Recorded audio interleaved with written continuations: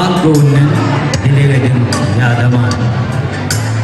Allah'ım arbuğumu yetirer bir ol. Yağışı dileğedim, yağışı adama. Mümedim aydına yetirer bir ol. Ağır seherler, ağır günlerim aymavi. Yendiğedim yağışınamayı, yaymavi.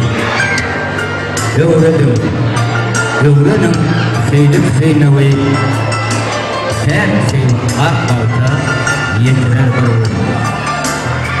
Bu dünyada kimçiliksiz adam yok.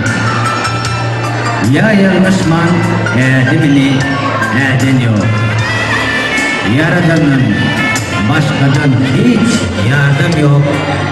İstese şefkatın götürür bir ol. Kât davat gelse bir ruhunu karar. Bitir geçiver. Harf ömür. Allah'ın buyruk dursa. Bir yaşı uğra. Kemme bak yerine. Oturur bir önüne. Nakvanlı onur.